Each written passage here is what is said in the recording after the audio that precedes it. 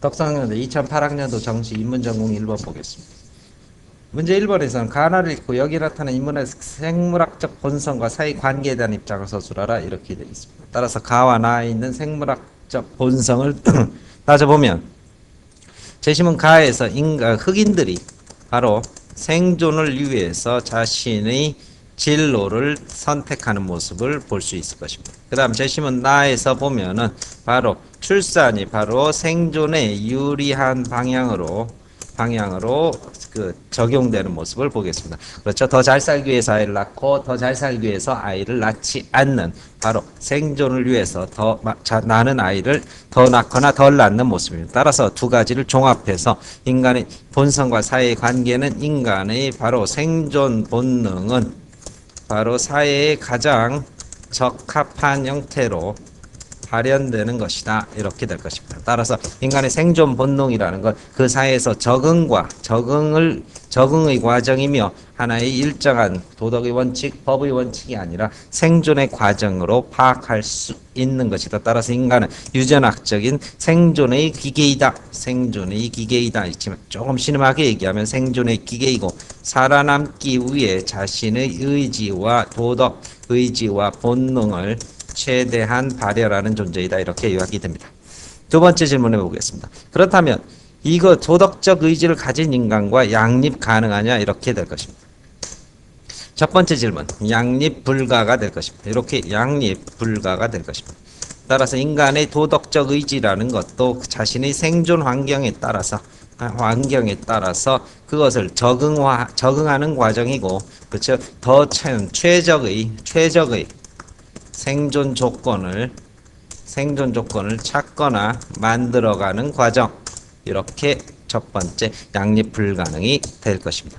이에 비해서 바로 제 생각에는 대학에서 특정한 의도가 아니라 양립 가능이라는 것도 분명히 또 같은 점수를 줬으리라고 생각합니다. 왜냐하면은 바로 이러한 유전학적인 인간의 생존의 과정은 그 상황에서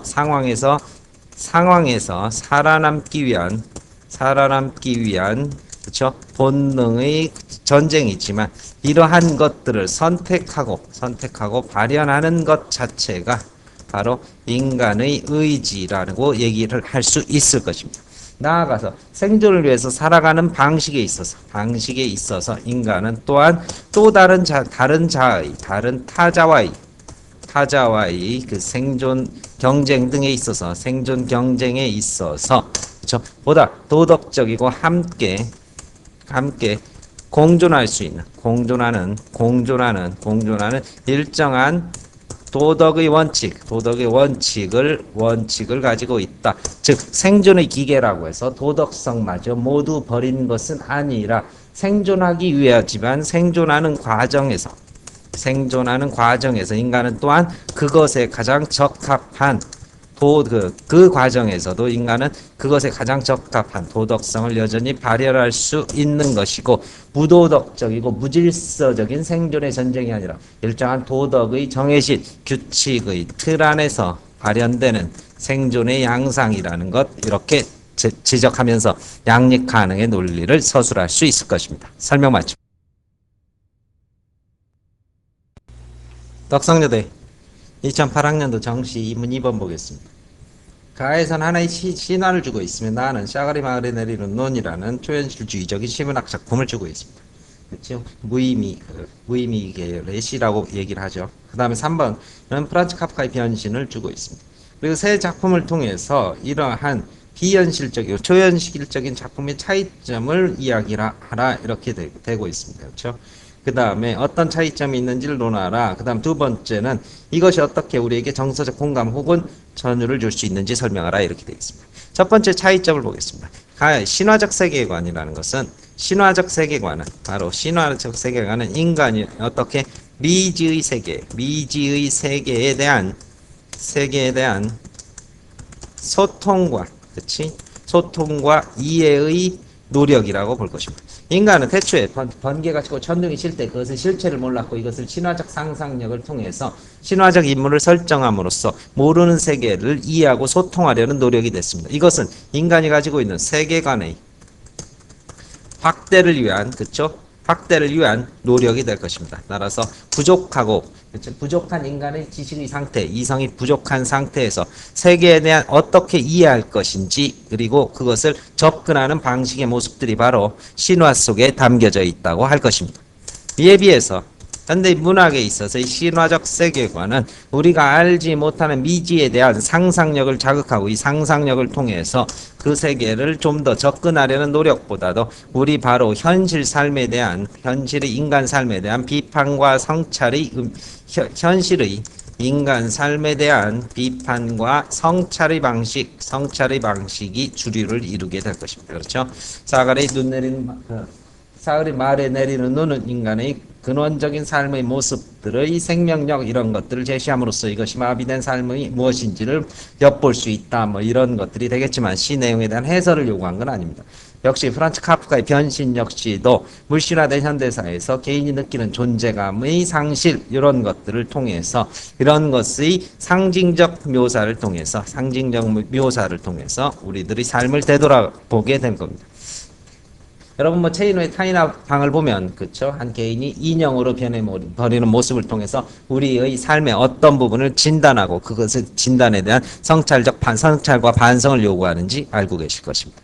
그 다음에 이러한 것들이 공감을 주는 이유는 바로 상상의 세계가 우리에게 공감을 주는 것은 바로 우리가 살고 있는 세계관에 대한 우회적이고 그 다음에 상상의 자극을 통한 성찰의 영역이기 때문입니다. 따라서 이건 직접적이고 노골적인 주제의식보다는 우리가 현실에서 눈으로 보고 귀로 듣는 이러한 것을 좀 더 떠나서 관념과 사유를 통해서 사고를 확장할 수 있는 그러한 영역이 될 것입니다. 여러분 뭐 해리포터를 보면 해리포터에 실제 마술사가 등장하고 빗자를 타고 날아가지만 그것은 인간이 가지고 있는 근원적 상상력의 확장을 통해서 눈에 보이는 현실과 감각 세계에 국한된 우리의 삶을 좀 더